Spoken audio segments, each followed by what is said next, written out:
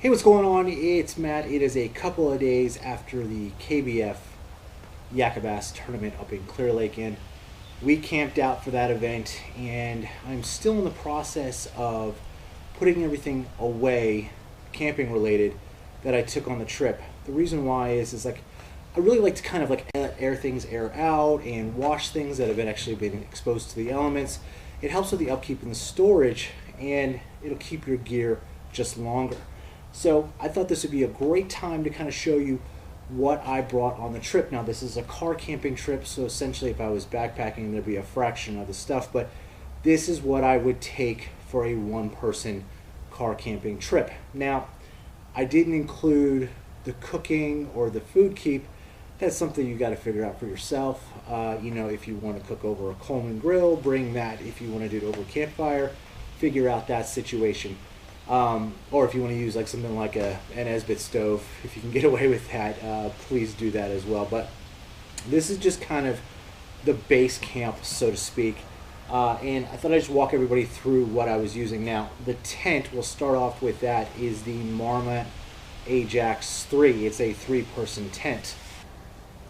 So you've seen this tent before. It was one of the tents that I showed to you when I was doing what to look for in a tent. This is a 3-person tent.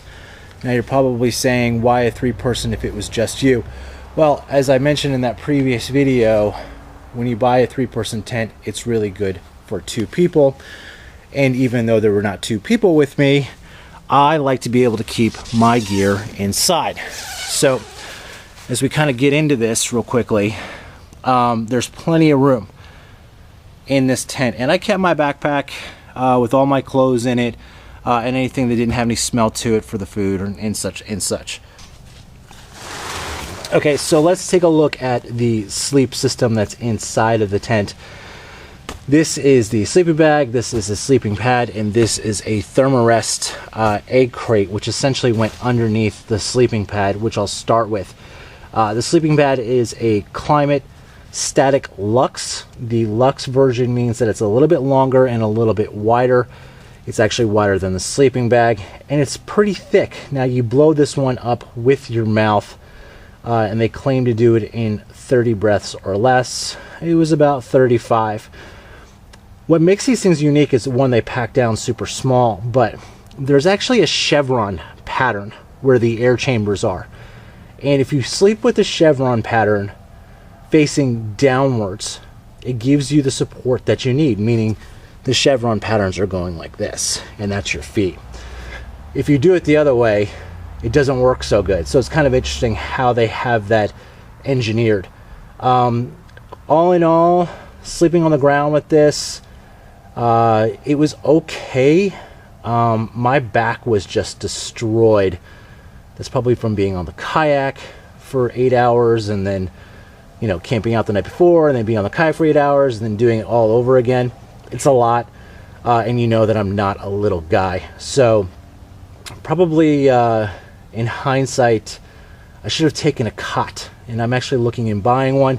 In fact, in the comments below, leave a suggestion on what cots you like for camping. On top of that is the North Face. This is the Dolomite 40. It's a 40-degree temperature bag. It is the same bag that I brought when I went on my snowshoe trip. Now, a lot of you are probably saying, hey, that's really a big temperature differentiation from summer to winter. I was inside for the snowshoe trip, so I was plenty warm. This worked out really well this time around too, because I just kept it fully unzipped. This is a Klymit pillow. You inflate this. It's a little X pattern. I think I got that in a box, maybe been Karen, but I brought that, I used it, and it was horrible. So I have other pillows, but I just brought that one because it was there, and I'll never use it again. The problem is it's this ripstop fabric. There's no way to get any traction, so they need to put some sort of grip on the bottom of this.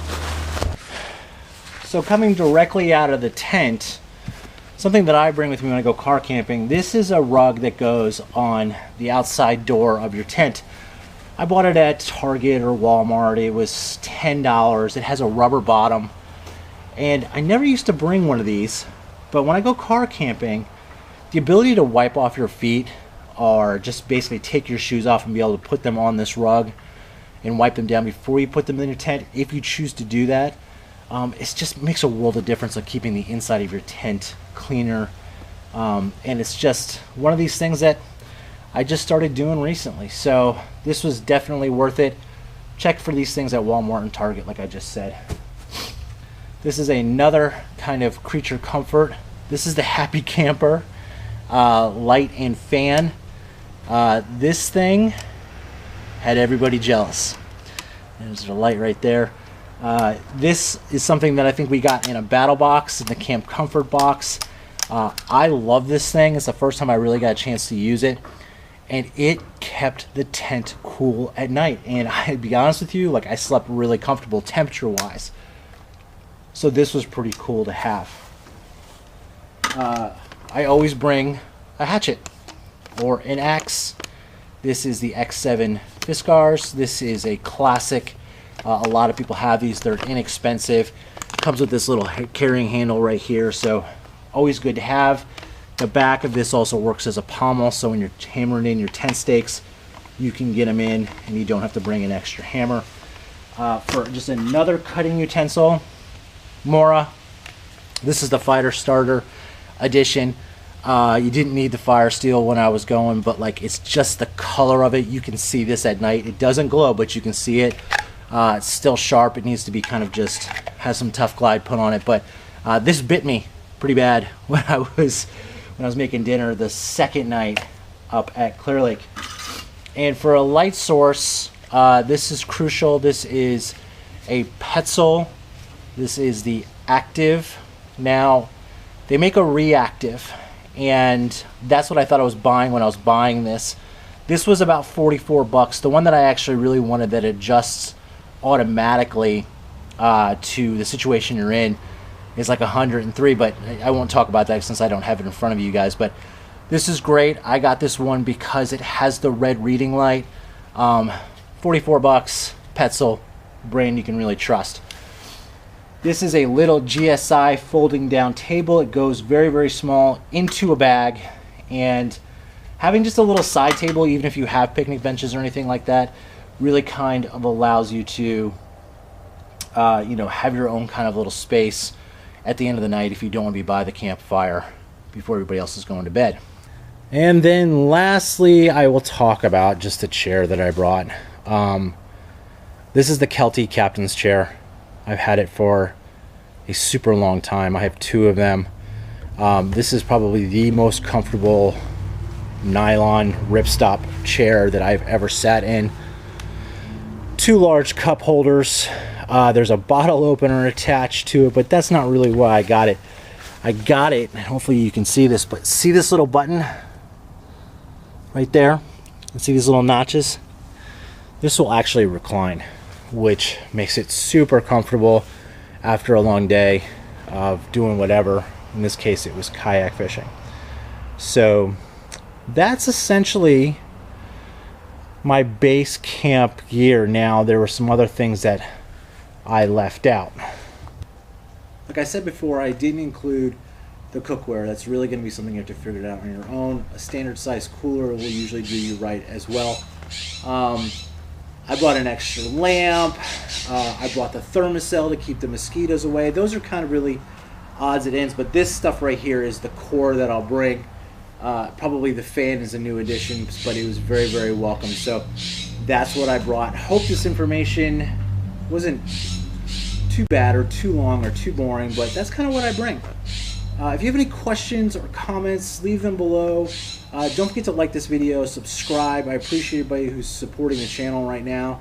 More fishing to come, more camping to come, maybe some hiking hopefully sometime soon. And that's it. Talk to you soon. Have a great day. Thanks.